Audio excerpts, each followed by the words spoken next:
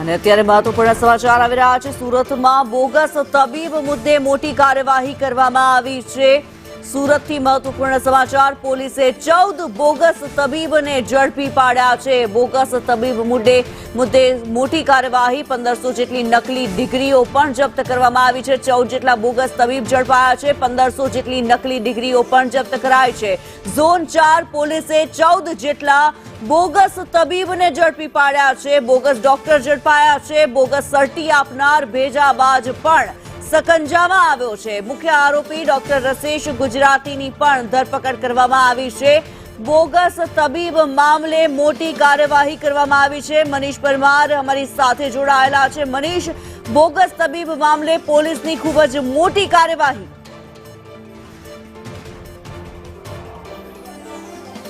जी बिल्कुल बात करिए तो लोकोना जीव साथे चेरा करता 14 जेटला बोगस डॉक्टर झड़पाया छे, जेमांथी सूरतना जाणीता डॉक्टर रसेश गुजरातीनी पण धरपकड़ करवामां आवी छे। जोई शकाय छे के रसेश गुजराती साथे 14 आ जे डॉक्टर छे ते बोगस डॉक्टर होવાનું સાબિત થયું છે। ઝોન 4 ની મોટી કાર્યવાહી હાથ ધરવામાં આવી છે। 1200 જેટલી ડિગ્રીઓ પ્રોવાઈડ કરી દેવામાં આવી છે। ધોરણ 8 પાસની આ ડિગ્રીઓ આપવામાં આવતા હતી।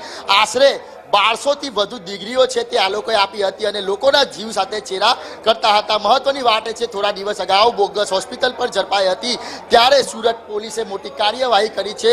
ખાસ કરીને વાત કરીએ તો પાંડેસરા વિસ્તારની અંદર અત્યારે જોઈ શકાય છે કે અત્યારે આ પ્રમાણેની જે કહેવાય કે બોગસ ડિગ્રીઓ ઝડપી પાડવામાં આવી છે। મહત્વની વાત છે કે એક પોર્ટલ છે તે પોર્ટલ બનાવવામાં આવ્યું હતું અને આ પોર્ટલની અંદર જે કહેવાય કે લોકોના રજીસ્ટ્રેશન કરવામાં આવ્યા હતા।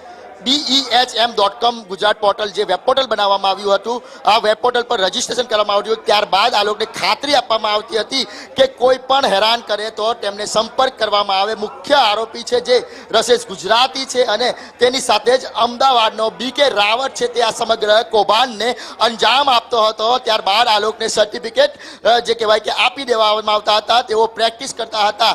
જ્યારે પોલીસ તેમની ધરપકડ કરે કે કાર્યવાહી કરે તો આ રસેશ ગુજરાતી અને BK રાવત છે તે પોલીસની સામે આવતા હતા અને કાર્યવાહીને નામે આટીકૂટી કરતા હતા અને કોર્ટમાં લઈ જતા હતા। ત્યારબાદ તેઓ ઓથેન્ટિક છે તેવું જણાવતા હતા અને તેને જામીન પણ અપાવી દેવાતા હતા। મહત્વની વાત એ છે કે 2 દિવસ અગાઉ સુરત ક્રાઇમ બ્રાન્ચે એક આરોપીની ધરપકડ કરવામાં આવી હતી। શોભમ નામના આરોપીની ધરપકડ, તેણે પણ બોગસ શરતી મૂકીને આરોપીને જામીન અપાવવાની કોશિશ કરી હતી। ગંભીર ગુનાનો આરોપી હતો, ડ્રગ્સનો આરોપી હતો, તેને જામીન અપાવવાની કોશિશ કરી હતી। સમગ્ર મામલે જે ચોંકાવનારી વિગત સામે આવતી હતી કે હાઈકોર્ટે કહ્યું હતું કે આ ડિગ્રી બોગસ છે, તેની ખરાઈ કરવામાં આવે। ખરાઈના આધારે અંતે માલુમ પડ્યું હતું કે બોગસ ડિગ્રી છે। ત્યાં સુધી જે તપાસ કરવામાં આવી હતી, તપાસના અંતે જાણવામાં આવ્યું હતું કે ગુજરાતમાં 1200 જેટલા બોગસ ડોક્ટરો છે તે આ રીતની હાથડીઓ ચલાવે છે। ખાસ કરીને વાત કરીએ તો સુરતમાં 800 થી 900 આવા બોગસ ડોક્ટર છે જે કાયદાની આટીકૂટી કરે છે અને લોકોના જીવ સાથે સીધા ચેરા કરતા હોય છે। આ તમામ ડોક્ટરની અત્યારે ધરપકડ કરી લેવામાં આવી છે। મહત્વની વાત એ છે કે ઠેર પોતાની હાથડી ખોલીને બેસતા હોય છે। જ્યારે દર્દીઓની તબિયત વધુ બગડતા હોય છે ત્યારે સિવિલમાં રેફર કરી દેવામાં આવતા હોય છે, પરંતુ સિવિલમાં તેમને મૂટ ઘોષિત કરવામાં આવે છે। મહત્વની વાત એ છે કે સિવિલમાંથી પણ જણાવવામાં આવ્યું હતું કે આવા જે દર્દીઓ આવે છે તેનું મોત થવાનું કારણ છે બોગસ ડોક્ટરો સારવાર કરે છે, પ્રોપર સારવાર નથી કરી દેતા, એના લીધે જ આવા દર્દીઓની છે તે તબિયત બગડે છે, જેના કારણે લોકોનું મોત નીપજે છે। અત્યાર સુધીમાં અનેક લોકોને પોતાના મોતને ઘાટ ઉતારી ચૂકે આવા ડોક્ટર છે।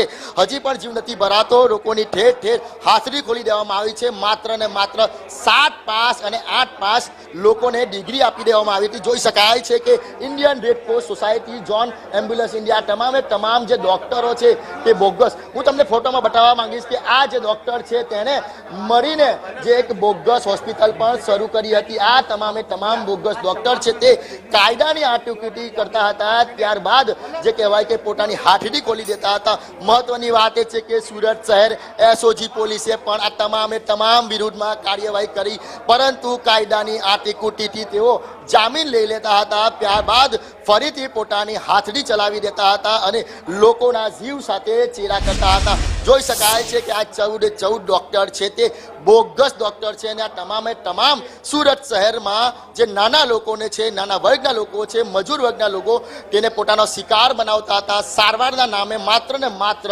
તેમની પાસેથી રૂપિયા ખંખેરતા હતા. આવી ઘટનાઓમાં લોકોના અનેક વાર જીવ પણ ગયા છે. મહત્વની બીજી વાત કરું તો થોડા દિવસ અગાઉ બેસ્તાન વિસ્તારમાં એક બાળકીનું મોત થયું હતું.